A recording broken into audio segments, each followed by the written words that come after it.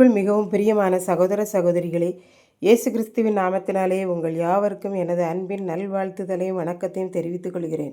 இன்றைய பகலின் குளிர்ச்சியான நாளின் தியான வசனங்கள் லூக்கா எழுதின சுவிசேஷம் 5ஆம் அதிகாரம் 12-13 வசனங்கள். பின்பு அவர் ஒரு பட்டணத்தில் இருக்கையில் குஷ்டரோகம் நிறைந்த ஒரு மனுஷன் இயேசுவை கண்டு முகங்குப்புற விழுந்து, ஆண்டவரே, உமக்கு சித்தமானால் என்னை சுத்தமாக்க உம்மாலே ஆகும் என்று அவரை வேண்டிக் கொண்டான். அவர் தமது கையை நீட்டி அவனை தொட்டு, எனக்கு சித்தமுண்டு, சுத்தமாகு என்றார். உடனே குஷ்டரோகம் அவனை விட்டு நீங்கிற்று. உடலெல்லாம் குஷ்டரோகத்தால் நிறைந்த ஒரு மனுஷன் ஒரு பட்டணத்தில் இருந்தான். அவனை யாரும் பார்ப்பதில்லை, அவனோடு யாரும் பேசுவதில்லை, தொடுவதில்லை, தன் அருகில் யாரும் உட்கார வைப்பதில்லை. ஊருக்கு ஒதுக்குப்புறமாக ஆள் நடமாட்டமில்லாத இடத்திலே தான் அவன் இருக்க வேண்டும். இந்த குஷ்டரோகம் என்கிற வியாதி வந்தால் அந்த நாட்களிலே இப்படித்தான் வைத்திருப்பார்கள். ஆகவே அவன் இயேசு வந்ததை கேள்விப்பட்டு இயேசுவை கண்டான். இயேசுவை கண்டவுடனே அவனுக்குள் சந்தோஷம் தாங்க முடியவில்லை. முகங்குப்புற இயேசுவின் பாதத்தில் விழுந்து, ஆண்டவரே, உமக்கு சித்தம் இருந்தால் என்னை சுத்தப்படுத்த உம்மால் கூடும் என்றான். அவனுடைய எண்ணங்கள் ஏக்கங்கள் என்ன என்பதை இயேசு அறிந்தார். என்னை யாரும் தொட்டதில்லை, யாராவது என்னை அன்பாய் தொட்டால் அதுவே எனக்கு போதும் என்று நினைத்தான்.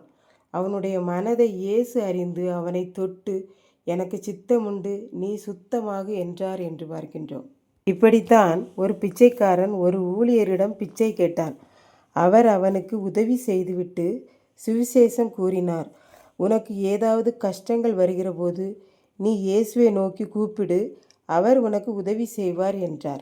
அந்த பிச்சைக்காரன் அதையெல்லாம் கேளாதவன் போல போனான். 2 ஆண்டுகள் கழித்து அந்த பிச்சைக்காரனுக்கு உடம்பெல்லாம் புண்கள், அழுகின நிலையில் அவன் காணப்பட்டான். அப்பொழுதுதான் ஊழியர் சொன்னது அவனுக்கு நினைவுக்கு வந்தது.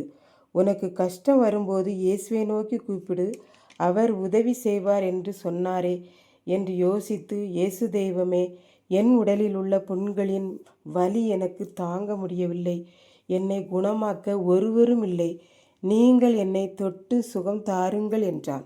நம்முடைய தெய்வம்தான் அற்புதம் செய்யும் தெய்வமாச்சே. ஆண்டவர் அவனை தொட்டார். பரிபூர்ண சுகம் அவனுக்கு கிடைத்தது என்று பார்க்கின்றோம். இதை கேட்டு கவனித்து கொண்டிருக்கிற எனக்கன்பானவர்களே, இன்றைக்கும் நம்மில் எத்தனை பேர் என்னை யாரும் மதிப்பதில்லை, என்னை யாரும் ஏற்றுக்கொள்வதில்லை, என்னை எல்லோரும் ஒதுக்குகிறார்கள் என்று சொல்லி புலம்புகிறோமா? இந்த இயேசு இன்றைக்கு உங்களுக்கு அற்புதம் செய்வார். உங்களோடு கூட அருகில் அவர் இருக்கிறார். நாம் அவரை ஆண்டவராக பார்ப்போம். அவர் நம்மேல் சித்தம் வைத்து நம்முடைய குறைவுகளையெல்லாம் நீக்கி நிறைவான ஆசீர்வாதம் தருவார்.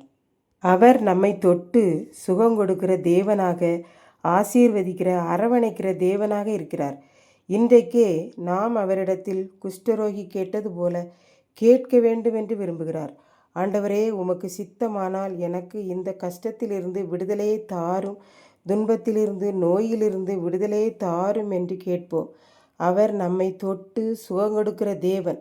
கர்த்தர்தாமே இந்த வார்த்தைகளை ஆசீர்வதிப்பாராக. ஆமேன், ஆமேன். ஜெபம். அன்பின் ஆண்டவரே, இந்த அருமையான நல்ல நேரத்திற்காக நன்றி செலுத்துகிறேன். இப்போதும் இதை கேட்டு கொண்டிருக்கிற யாவருக்கும் அவர்கள் படுகிற வேதனை, துன்பம், கண்ணீர், கவலை, கஷ்டம் யாவற்றினின்றும் அவர்களை தொட்டு விடுதலை தாரும். மீட்பர் இயேசு கிறிஸ்துவின் நிமித்தம் தாழ்மையோடு வேண்டிக் கொள்கிறேன் பிதாவே. ஆமேன், ஆமேன்.